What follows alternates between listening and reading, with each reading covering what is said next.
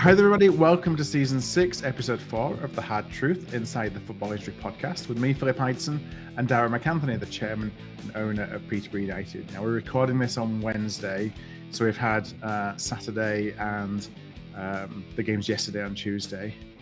Not a great couple of days for the Posh. Yeah, I did have to laugh. I was seeing obviously, like, you know, you're obviously celebrating your wins, and then like Posh fans popping up on your Twitter thread and whatever else. You know? I'm trying to do the whole calm it down, you know. I think I get it. One out of respect, you know, and two out of the fact that well, we can talk about the game later, but sure, you know, you've got good players. You know, you've got good players. Yeah, I'm just, you know, we do, and I'm sick of you think we don't, because obviously no football team should lose 4 league games in a row or 5 in the start of the season, and it's been, from a results point of view, awful. But I feel like I'm losing my mind because what I'm watching, even though a lot of fans get caught up in the results and go, we're awful. I'm not watching awful. It's odd, you know. Like I watch us against Wigan on Saturday. I'm in Alabama. I moved my daughter into college, so I'm in the hotel reception. You know? My wife walks over to me after an hour. It's like, everyone can hear you in the hotel. So I'm watching the Wigan game, and you know, we were good. Like, we controlled the game. I mean, like, the possession is diddly shit. We had 70% possession. Control the game. You know, I was looking at the stats. You had 15 shots to 10. You had 520 passes to 221. We played really well. It's such a kick in the nuts. Like, we played really well, but you know, we're not creating enough chances, and defensively not good. You know, like 2 crap goals to concede. You know what I mean? Like, you know, playing really well, and like my mind is scrambled from even trying to remember the 2 goals we conceded on Saturday against Wigan. Do you know what I mean? But we give away a stupid first goal. That's it. Left back doesn't tackle, centre half doesn't tackle, usual kind of crap. You know, instead of, you know, beat a team that rugby tackles somebody, you know, we let people go. You know, I wish some of my players would learn the dark arts of take a yellow card, like fucking rugby tackle somebody, you know. Again, last night, you know, we get into it. So they put a ball in the box, score a goal, and then for like 10 minutes, we were really good. We could have scored 3 goals in 10 minutes. Like the space we created, I was really, really proud that we didn't go under. We were good. You know, Brandon's like missed from 2 yards, and I'm not having a go at him for that, because it's great to see a central midfielder get in that position. But if you see where he's missed from, 9 times out of 10, it's in the back of the net, you know, and it goes over the bar. It's like 2 yards out, you know, and some passages of play, and then they get a corner, and again, you know, ball back in the box. It's just a sloppy crap goal. So, but again, not enough chances created. As well as we played, we didn't give their goalkeeper a bad enough time. So, okay, you know, fine. But you're like, okay, some of the football's really good, playing really well. You can see it. You know, our wingers aren't quite at it, and that's really hurting us at the moment, you know. So we go to last night, and you're thinking, okay, Barnsley are a good team. You got to give them respect. A very good team. They've had a decent start to the season. And for 40 minutes, we're excellent. Like, excellent. You can ask Barnsley fans even, and they're an honest bunch.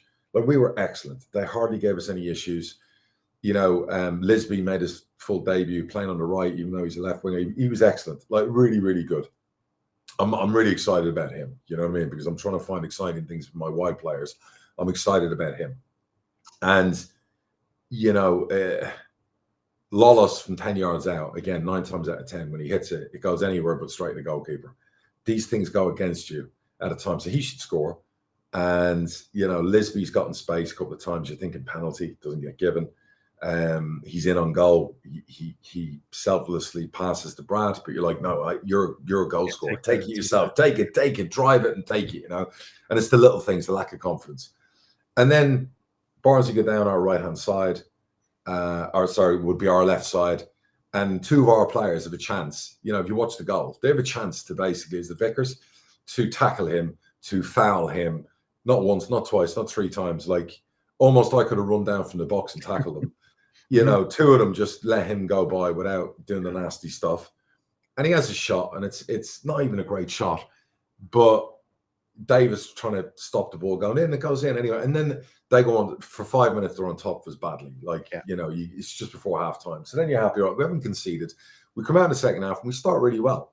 and really well. And Brandon, again, and this is what I love about Brandon, like he's going to be some player, by the way. What I love about Brandon is he's there. JD puts a great ball in the box. It's headed back across, probably a Bradford type goal. Ball into the box, headed back across goal. Yeah. And Brandon's got to smash it into the net. And he kind of like can't get his body adjusted, and he kind of mishits it and hits the bar. And you're just like, oh my God, like just cut us some slack. Like, no word of a lie. There was a moment in the second half where we flashed one across goal. Their defender has miskicked it. I mean, when I say miskicked it, it's a bad slice. If that was in our box, it would fly into the top corner. At the moment, for us, it goes out for a corner.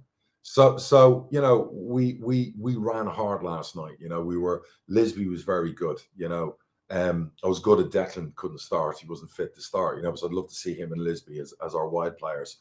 But again, we had the ball in so many good areas out wide, but the wide players aren't doing it in the final third, if you get what I mean. You know what I mean? And it's frustrating, but there were so many positives. You know, we you know, George Nevitt had to step up last night. I thought he played really, really well. I thought JD was really good. The goalkeeper was very good. You know, it's just not happening, you know, and it's super frustrating because as you're building and doing a rebuild and you're bringing new players in, you need to put points in the board. You need to start winning, but you need to show your fans something. You need to show your fans like, you know, we're here. We have something, you know, and we're not allowing ourselves to do that. We're just kicking ourselves in the bollocks, shooting ourselves in the foot, you know, playing into the narrative that we're a crap team, we're going down, we're never going to win another game of football, all those things. But then you watch us and you go, and if any, and I get Barnsley had a lot of chances late in the game, but they had a lot of chances because we had to play two at the back. Yeah. At that stage, it's basically setting our halves on their own. Yeah. You know, you're playing against McGoldrick, who's very good and can put balls in behind and whatever. And they had 3 or 4 great chances laid on the counter. Naturally, which would happen in a game. Take that out overall and look at the game. We were very good. We just, again, and even defensively, we were pretty, very good. But just things just not falling our way, because when you're having the shit kicked out of you, football's like that. It just tends to go against you, you know. So I'm just exasperated. I'm frustrated. We need a win. Of course we do. My management staff need to get us a win. And we can keep talking about lack of quality and players. And we can say, yeah, all X amount of players we've signed, they're all crap. You know, and I'm sure some of the fans will play into that narrative. They're all crap and we're not good enough. Your results don't lie. I get that. And it looks like, but like with all due respect, when you see the teams, you know, who don't have the budgets like ours, who are winning games. I'm not talking about Bradford, by the way. I'm talking about other teams in the league. I'm sick of hearing the narrative. Like, with all due respect, and you're seeing them win, and you're seeing, like, this isn't good enough.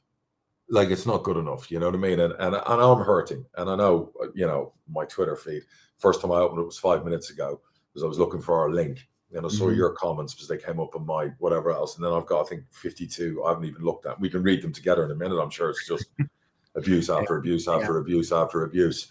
You know, I'm listening to, like, on Saturday, I had to listen to BBC commentators talk about before the game against Wigan, and it's so reckless and irresponsible. You got these two guys, and it's not even Gabby Zaquani. It's the guy going, you know, Peterborough need to raise 5 million in sales every year to survive and pay their bills. You know, where are they going to get that next year? Like, what am I listening to? Like, what am I listening to? You call us out and say we're crap and we're not playing well enough and we're losing games and whatever else. But to talk like that, I mean, the funny thing is like every time debt is added to our club or goes in company's house, you get tweets, you get people who've got notifications. It's, oh my God. But like, we cleared over 2 million last week and debt came off our company books that were down as secured debt was cleared. And I know all these people have alerts. No one's mentioned that. No one even brought it up. I get it, we're losing football games, but like usually that's the stick. The last 2 years, that stick's been thrown at me non-stop by the media, whatever else. Then I'm listening. I'm sat down in Alabama after a 9-hour drive, flew back to America, moving my daughter into college, really important moment for her. I'm sat in a hotel and I'm listening to the BBC talking about where are we going to get £5 million. 20 years I've owned this club. 20 years I've paid bills for this club. 20 years I've bled for this club. 20 years, no matter what's been written, a narrative, we've spent money. We spent another 300 odd grand that we get on another player just around the time these gobshites are saying, oh, we're Peterborough going to get five. Like, fuck you. Like, seriously, like, you better change your fucking narrative quickly, and you better change the way you talk like that, because I'm going to go down a different route if I keep hearing crap like that. Like, I don't mind taking pelters. I don't mind people saying, but do not tell lies. Do not turn around and say things where people can construe it a different way. If you get what I mean? Like, we're a really well-run football club, really well-run football club. And I'm sick of people trying to spin a different narrative. Do you know what I mean? And these people, when we do turn, and we are going to turn, and we're winning games, and we're flying and whatever else, these people are going to want to sit at the top table and have access and have all of that. Well, fuck you, because you ain't getting it. Like, seriously, you know what I mean? Another trip to Wembley, they're all smiles and blah, blah. No. I've had enough of this now. Like, you can slag my football team off. You can slag me off. You can do whatever else, but you don't go down that route. Now, you might say I'm overreacting, or people will say, but tell me I'm wrong. Like, we've spent a tremendous amount of money this summer, and we're still doing it, and we're still bidding for players. What am I finding that under my chair? Yeah. Like, you know, you'd almost think we're a club who's been signing a load of free transfers on trial for a year. And I get, you could say with 5 losses, well, it looks like that, but that's bullshit. Like, with all due respect, look at the quality of player. And yes, we haven't seen it yet. We haven't seen our captain in the team. We haven't seen our goalie in the team. We haven't seen Garbett, the New Zealand international, who's playing for our 21s right now, you know, in the team. We haven't seen the new player, obviously, Ben Woods, Macron Stanley from the team. Like, you know, and we also have other signings that we're doing as well. As I said to you, by the end of the window, it'll be a very different team. We will have a squad full of quality, because the one change I have made is I'm sick of losing a player to injury and it just affects everything. So now I'm going down the quality over quantity, even if it's less than a 25-man squad, for the quality, to make sure that when we do get unlucky with a player going out with an injury, and it's because every fucking injury for us is never 2 weeks, it's 3 months, it's 4 months, and that also I have to change. So we are building, and we'll have a really, really good squad by the time the window goes. Win, lose, or draw on Saturday against your mighty Bradford. I'm telling you now, all these people laughing at us and enjoying themselves at the moment, I'm looking forward to what's to come. But backing that up, we have to start winning football games. Yeah. And that's down to the team has to help themselves. They do. I'm not a player. I'm not a manager. I'm not a coach. But they have to work harder. They have to. I always say, and I said this to the manager the other day, in moments in my life when things are going against me, what I tend to do is double down and work harder. So if that means no days off, more double sessions, being together, figure it out. That's what you got to do. You got to double down, and you got to graft twice as hard, and you got to shut off the noise. And the one thing I'll say about our fans who were in the stadium last night, forget about the social media screamers and the criers and the haters and the whatever else. Our crowd were great last night. Like, I could feel the buzz when Lisby got on the ball. He nicked the ball, you know, of better, and he was going in and whatever. There was like anticipation. The second half, they were with us every time we went forward. We didn't help ourselves with how it ended up or what we did in the final third, but the crowd were with us. They weren't booing. They didn't get down.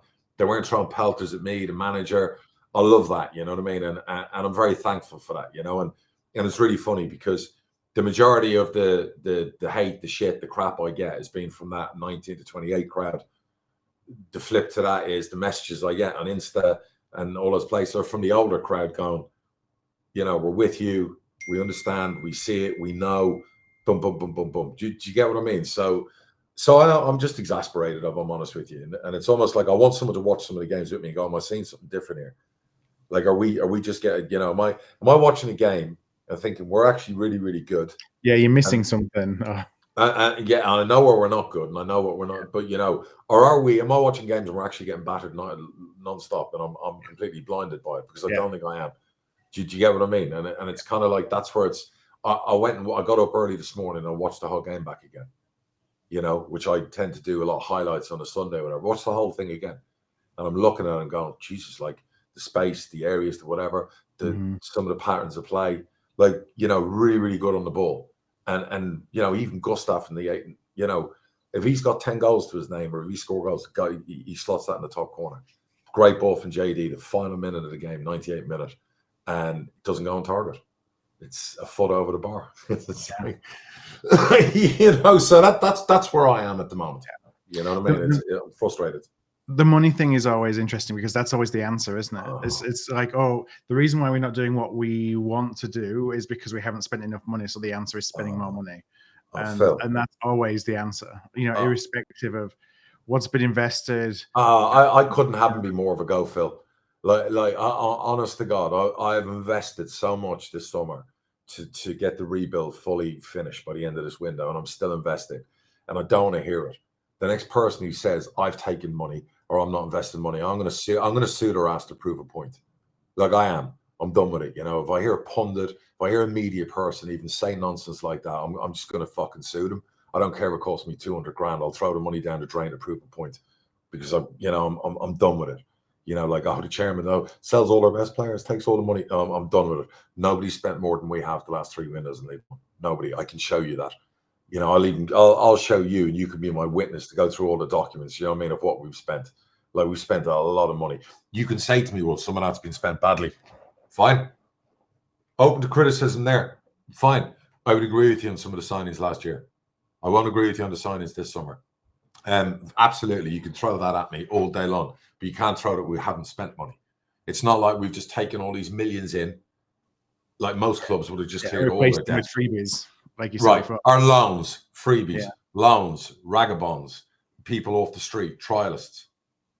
That's not what we've done. Yeah. We've gone out and signed assets on long-term deals, good assets, we feel, good players that we think are going to be the next generation of players our fans will get into. The ones from last year, a lot of them didn't step up, haven't come off. Totally agree with that. We'll all take our responsibility, whether it be for the domestic signings or going international, you know, which we've done for the first time. All those things, you'd say the jury's out. The jury's gone on a few of them. The jury's out on a couple of them. You know what I mean? But players like George and Everton, you know, our fans can have a go, whatever else. 19 years old, he was excellent last night. Like, you know, very, very good. Bar one mistake. He's a player we've got. You know, is he ready to play 50 games for Peterborough now? No. And we're bringing players in, so that doesn't happen. But we see a player that will be a hell of a player for us. You know, the wingers from last year, nowhere near good enough. Nowhere near stepped up. Yeah. You know, are they subs? Potentially. Are they good enough to be subs? Potentially not. Like that might sound overcritical, but they haven't come off. The wingers we've signed this year, I'll put my life on it. Lisby's going to be one of our next great ones.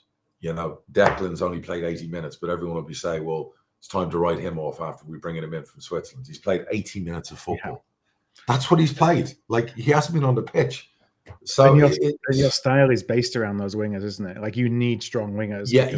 Yes. Our style is very simple. It's our sixes winning the ball, getting it wide, taking on fullbacks, getting into the box, shots, crosses. That's what our style is based on. And right now, what are we lacking? Shots, crosses. Saturday, we had 30 opportunities to put the ball in the box. We put it in twice. Last night, we had 27 opportunities to put the ball in. JD, who's our right fullback, very good young fullback, put 3 of the best balls in. The wingers have to look at that and go, you know what? You know, that's what we need.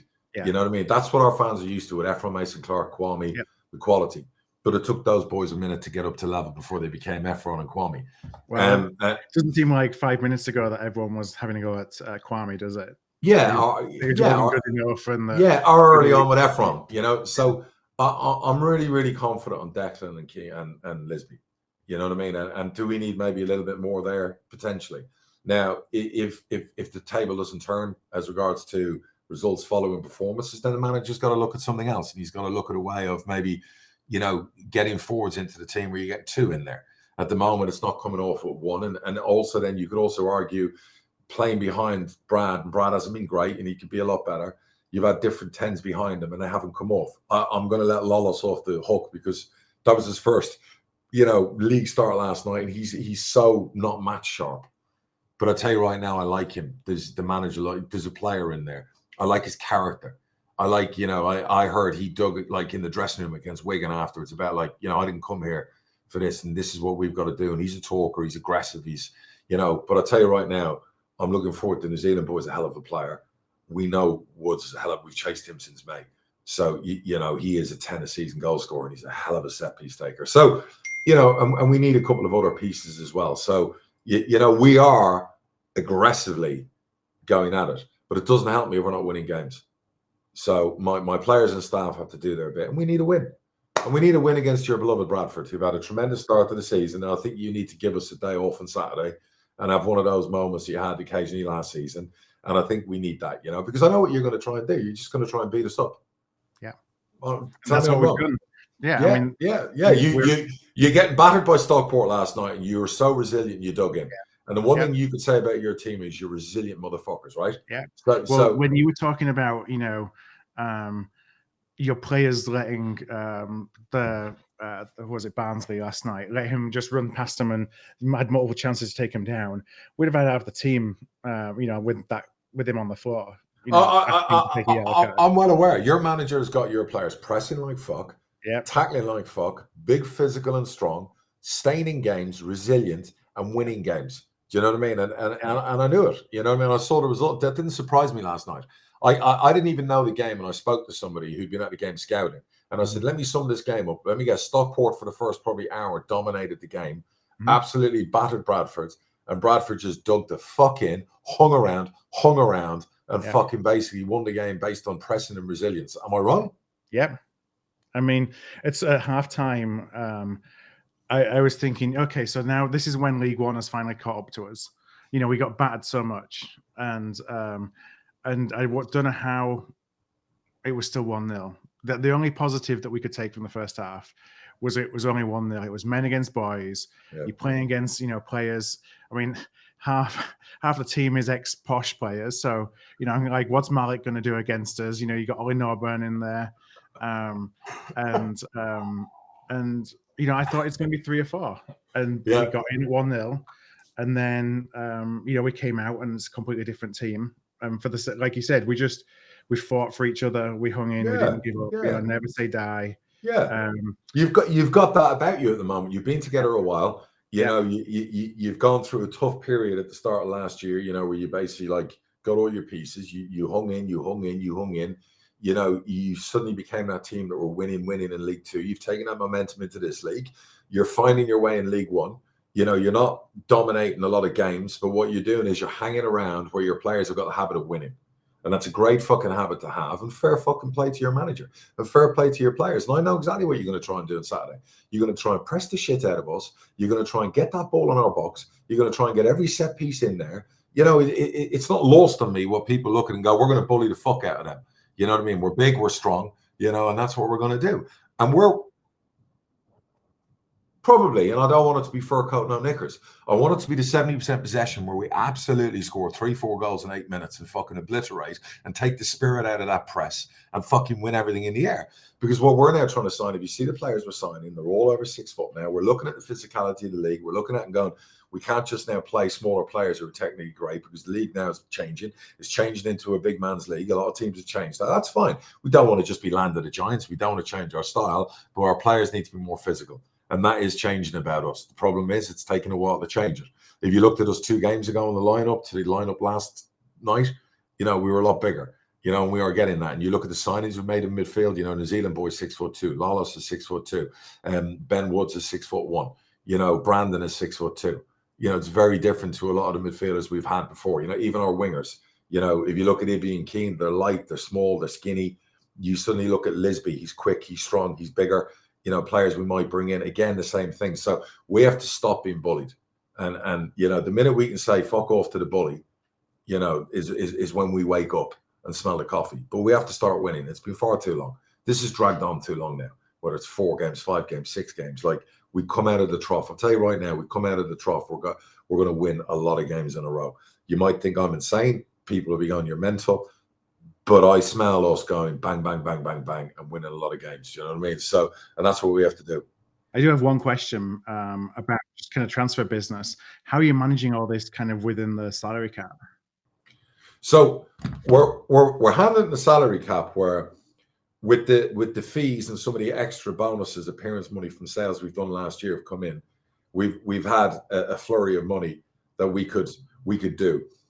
It's taken me a few weeks, but some of the money that we were trying to factor has taken a while to do, which has allowed us in the salary cap to do the changes I need to make. So that took us 3 weeks longer than we thought it would take. We also know that we will sell Con Clark before the end of the window. There's 3 League One clubs are in for him. There's Scottish clubs in for de Havilland. We know other players will either go out on loan or leave. So we know we're going to create a space. With the players we're coming in, on some of the deals I'm doing sensibly, like we said to Accrington, 3 months ago, we offered more up front. We've paid a bigger fee, but it's less this time because we've spent some of that money already. Can we do it this way? And they've been accommodating to that because they can afford to do that. And we have a good relationship with Andy, who owns Accrington, and the people who run it. They're still going to get a bigger fee. They're still going to get more money. It'll take a bit longer, which has allowed us to pad it into our 60% threshold of spend. Because I also had to leave gap for another defensive player. I had to leave gap for maybe another wide player and a striker. Do you get what I mean? So it might get to this point where if I need to sign a striker, if I'm not getting a transfer fee for the striker that's leaving or whatever else, they go on loan because I need the wages freed up to make the deal, and I'll do an obligation on a loan. Yep. You know, I'm going to have to get creative, but I'm trying. But I'll tell you right now, our central midfield rebuild is done. Like we have now, if you look at the midfield per se, you know, with Garbutt, obviously with, you know, Ben Woods, you know, Brandon, Lawless, Donny in there. Obviously Archie's still here. If you look at our midfield, you know, it's fucking very good on paper. It's a very good midfield in League One. There are other pieces we need to do. We will do. You know what I mean? So, but we need to win football games. I can't keep just spending. I can't keep you. My manager's lucky because he's got an owner who just keeps giving him new players. Him and his staff at some point have got to say, well, we can keep thanking you for the new players, but now we're going to coach them to go and win. So the challenge to one of the greatest managers League One's ever seen is, and his staff, work harder, start getting wins. It's funny, if there's one thing I've learned from both you and Ryan, it's that the manager always wants more, whoever the manager is. Yeah, he does. And I'm always happy. I'm the best backer of a manager. I back managers no matter what. And we work well together and we have a great relationship. But it's payback time now because I'm getting pelters. I mean, even in the press, you know, they're like, they interview him after defeat and it's referred back to my recruitment. It's like, honest to God, it's like, fine, throw it all on me. The press just seemed to have a thing about me, you know, well, you know, you've been let down by the recruitment. Oh, you know, the players that have left and, oh, you know, and, you know, well, okay. But it's not like he's been handed like a fucking sponge and a fucking bit of washing up liquid. Do you know how many teams would have loved Woods to be signed for them? Do you know how many teams, Garbutt, New Zealand international at this level should absolutely. Do you know how many teams would have loved some of the investment of players? I mean, ask Mansfield and Stevenage, who haven't spent anywhere near what we're spending and are winning games every Saturday and Tuesday. Would they have liked that kind of finance? I know it because a couple of them have tried to get our players and couldn't afford their wages. They're going out there winning. Don't tell me, that whole narrative that we're just crap. Like, let's do our jobs. Like, so, you know, let's get winning. Let's do our jobs. I'm sick of hearing about what we sold and what we did and whatever else. Like, you're not the only football club in the world that sold players. Move on. Yeah. You know, you've now got new players to replace them. Leighton Orient lost 80% of their fucking team. Haven't they just won a couple of league games or whatever else? Hasn't seemed to affect them. Move on. So I'm just super frustrated. Anyway, talk to me about your win. While I turn the camera off and just go, oh. Just like, I'm so we, you know, 2 wins since we last recorded. We talked a little bit about Stockport. I'll talk about it again in a sec, but I want to just go back kind of chronologically. And we had Luton at home on Saturday. So, you know, we talked in the last podcast about the next couple of games, Luton and Stockport being not the real test, but it's a test of these games are coming thick and fast, and they're coming against teams who are strong. And, you know, were the first couple of wins, you know, riding the wave of a bit of momentum, or was there something about this squad? And you go into Luton and you know, I thought probably going into it, a draw at home against them would be a good result. It was probably fortunate for us that Naki Wells was injured. You know, it was a little bit of a Naki Wells homecoming. And he pulled out kind of the day before. Right. But, you know, they still had Yates leading the line, and it's not like they're mugs. And I mean, come on. Absolutely, yeah. You know, to the comments that we were talking about earlier, you know, we kind of bullied them. We probably bullied them for 70 minutes. They took off one of their wing backs after 25 minutes, so he didn't get sent off. He should have been sent off, and I think they realized that, and they yanked him as soon as he got away with kind of his second foul. The other wing back got brought off at halftime for the same reason, because he was on the yellow, and they were worried he was going to get sent off. You know, the manager was talking about, well, the atmosphere and blah blah. But you know, we just made it hard for them, and you know, we were deserving. Probably were 2-0 up. We were probably deserving of more than 2-0. And then, you know, they get back into the game like you'd expect. Like you'd expect any team to have a spell. And they got back into it. They got 2-1. Again, teams of, you know, we've had so many years of, well, here we go. You know, poor game management, and let's just watch them go and take the win. And that's where kind of this team seemed to be built differently. You know, that's where the resilience and the throwing themselves in front of every single ball, you know, stuff we talked about last year that you kind of wish to watch. You know, that's kind of what this team has got, is they'll fight to the very end for each other. To the nail. Yeah. And we did. And so we got that win, and then went into Stockport. And you're thinking, well, if Luton was hard, Stockport away is going to be pretty tough as well.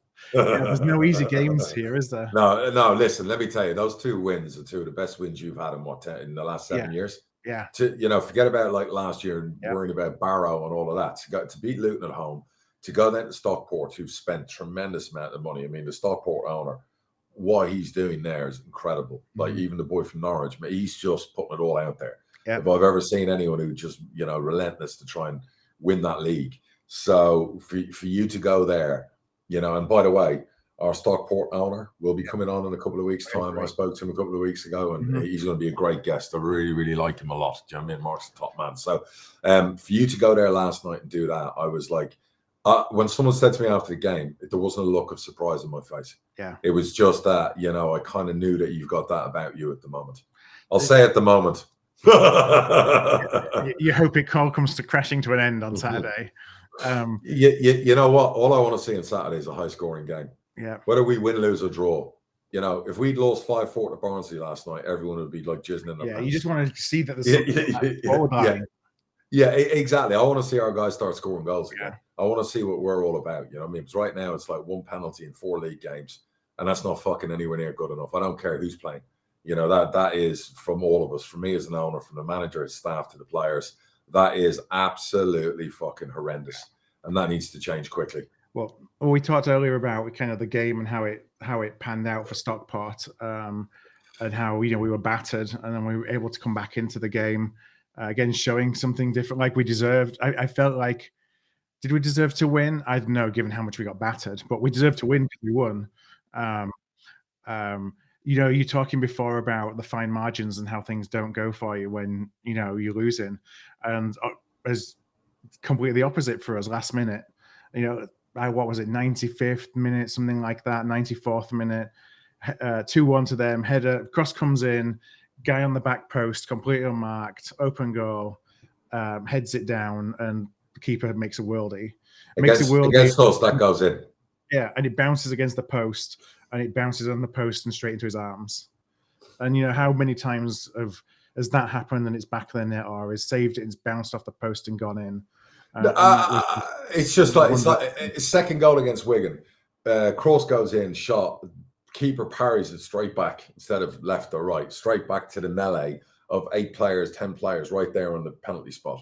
And out of all the players, it lands on a Wigan head to head back towards goal, reactive. And I've never seen us score a goal like that for a long time. And it can only go in one spot to be a goal.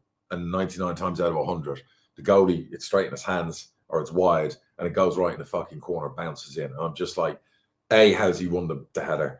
B, it's directed there. And I'm just like, but that's describing what you're describing. That's, you know, if that's against Bradford, it hits the post and bounces out, or it goes straight in the goalie's hand. And it's just that you have to make your own luck. Do you get what I mean? It's like everything you feel is going against you, just the little things, everything. Like, oh, it's super frustrating. Super frustrating. Well, as we were talking about before we came online, you know, we've got all the posh fans messaging me, telling me how, well, it's going to be an easy ride for you guys on Saturday and all this thing. I'm like, I'm not buying that. You know, I'm really happy with how it won't be an easy ride in the middle of the park, you know, or it won't be, you know, yes, you press really well and whatever else, but, you know, if we don't get our act together defensively and stand up strong to you, it will be an easy ride. And if we don't start taking chances and our strikers stop looking like they're in a famine and start acting like they're hungry to score goals, you know, we need to rediscover the desire and hunger to hit the target, to shoot, to get goals. You know, you see last night Barnsley take the first shot in 45 minutes from outside the box. It's on target. It gets deflected in. We don't do that enough. There's things like that, you know what I mean? So I can't predict an easy ride for you on Saturday. I can't predict anything because there's no easy ride. No, there's no easy ride, and but if you bully us and beat us up, it'll be an easy ride. Yeah. But at the end of the day, we have to find a way. This is our home patch. We've lost 2 home games this season. I'll get reminded about. I'm not interested in last year not winning games for whatever long. This is a new season. If we have any aspirations about doing what we want to do, we have to start winning at home. We have to get a result. I don't care if we're playing Bradford, if we're playing Stockport, Tranmere, Chelsea, Liverpool at home. We have to get our crowd behind us on Saturday.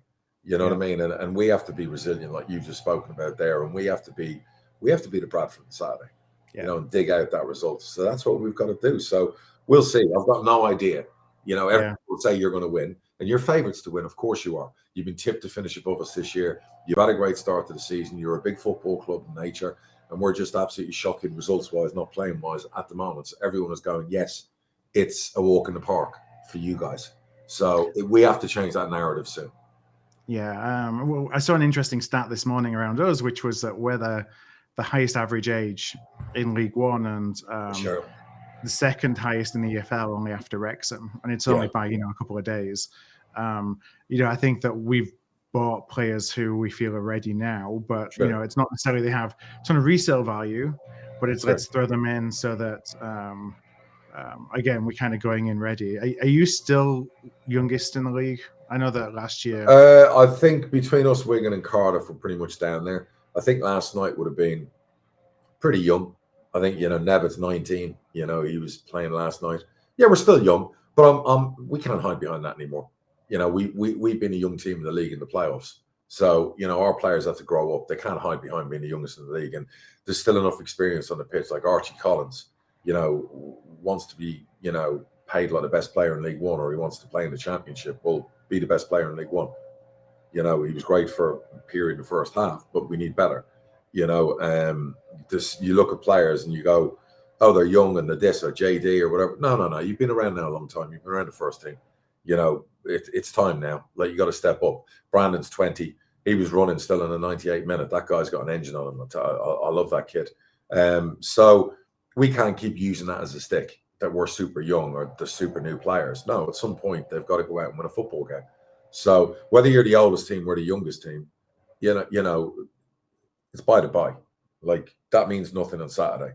At the end of the day, it's 90 minutes. It's 2 football teams. It's a home game. We have to win a home game.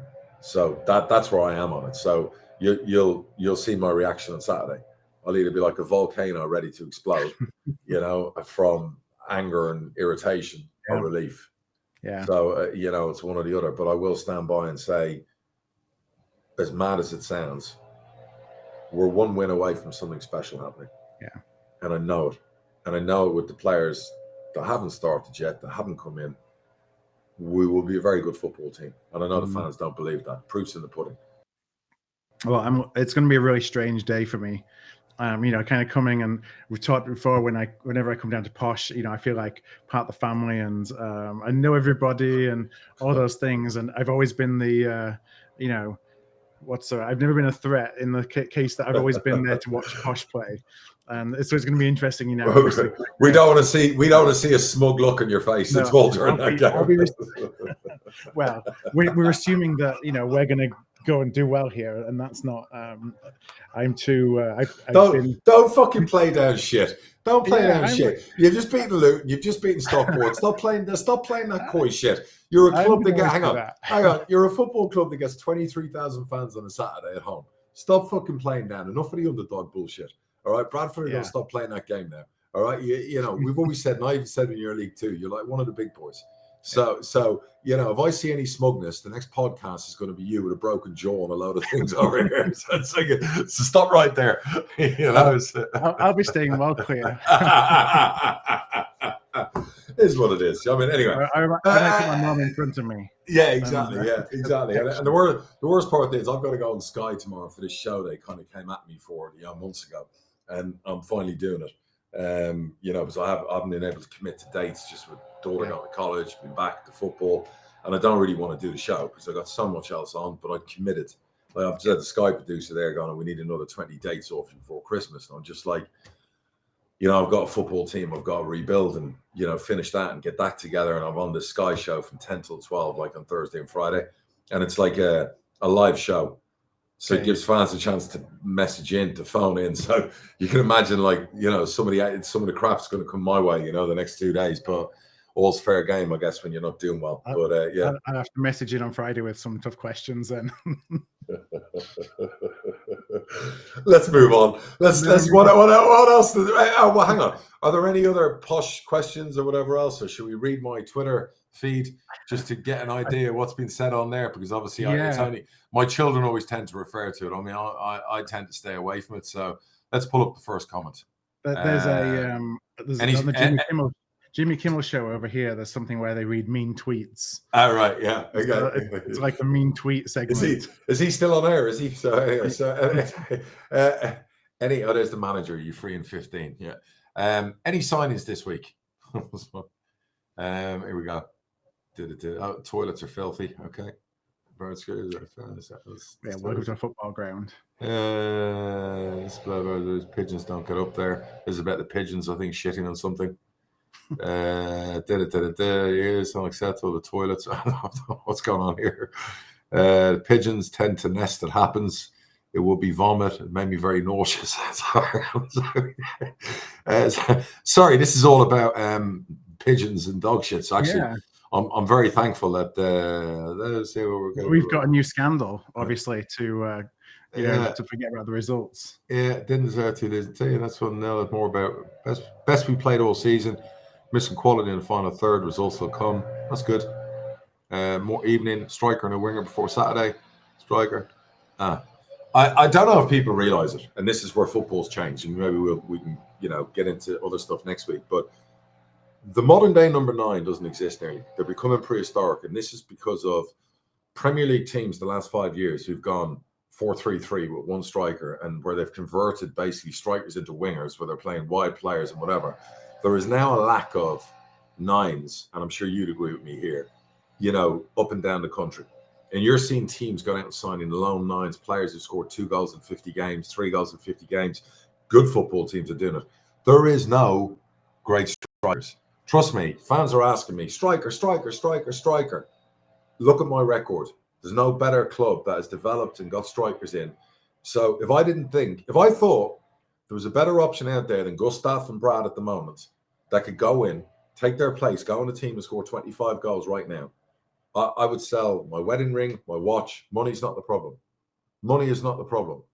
All right. It's the quality of player who can, at our level, that's available. That's available. Do you know what I mean? And they're not available. And it's becoming more and more difficult because champ clubs and prem clubs now are stockpiling those younger players from lower down the leagues. And then what they do is they put them out on loan.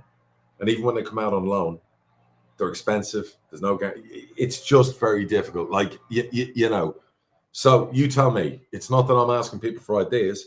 I have the best network of scouting when it comes to 9s, goal scorers, whatever else. It's not what it used to be. Do you get what I mean? Would you agree? And we talked about Stephen Humphries last week or the week before about striker, or is he left forward, and kind of what role is he going to play. And both him and the manager have kind of come out a little bit more since then and talked about the fact that his role maybe as a quote unquote number 9, but really he's been brought in to, yes, you lead the line, but basically go where you want to go across that line. You're not going there to go and stand, on the edge of the penalty area or on the penalty spot and wait for the ball to come to you. You're basically you're the most forward player in the team. Correct. But that doesn't mean that you're a striker. And that's kind of the role that, he's been asked to play. 100%. It's just, there ain't, go out and tell me right now, and I would even say about clubs in League 2 and League 1, name me 10 strikers who were scoring 20 league goals in the season. I think only 2 did it in League 2 last year and 3 did it in League 1. Like, we have players who can score goals. They have to get going.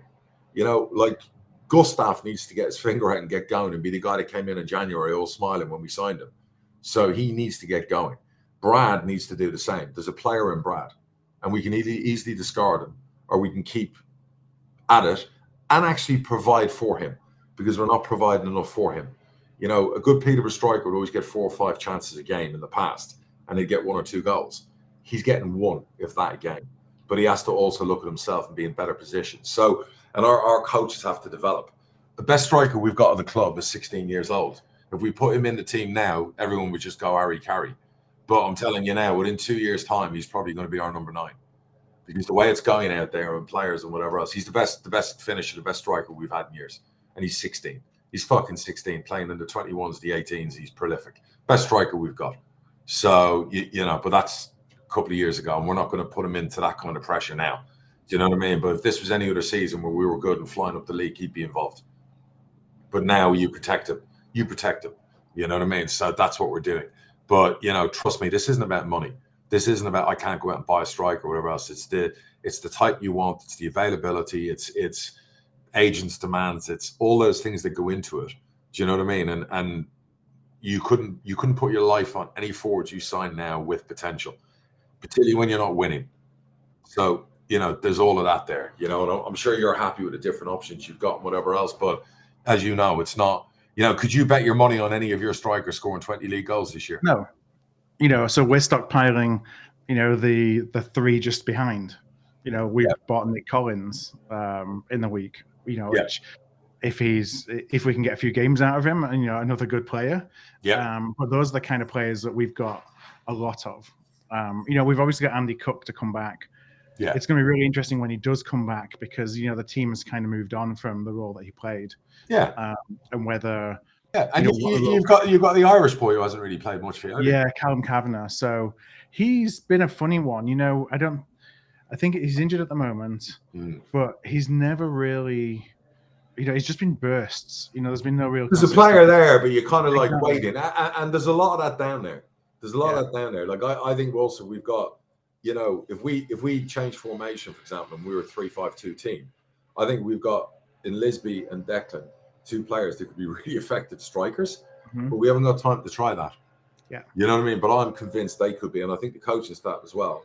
Like 2 players who could press as strikers and who could actually finish. So it's really funny. So we're trying to crack the code on that. And if the fans don't think we are trying. The one that's really come on this year for us is Bobby Poynton. Yes, we talked about him. Amazing player, homegrown, signed a new contract. Great lad, great player. One of the best 10s in the league. Won't be with you long. You will sell him for big money next summer. I think there was the question of was he out overperforming because he's playing for his home team? No, but he's a proper player. On from that. He's a proper player. You'll get very good money from him next year. So if you sold him, but he's a very good player. So look, let's see what it is on Saturday. May the battle commence. I know you guys are having it off at the moment. I know everyone's it's Bradford now over posh. We're just enjoying a few wins, and you deserve it because you've had some real fucking years of fucking crap shoved down your throat. So I've got no envy, jealousy, animosity.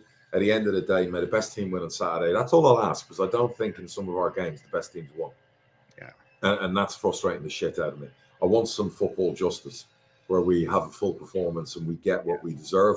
And I don't think that's quite happened yet. But the football gods have got me on the naughty step. I'm begging for forgiveness every day, and I'm hoping, regards injuries and all of that stuff, I come off the football gods in a naughty step, because I've done something to really, really wind them up. I don't know what it is. So, but it is what it is.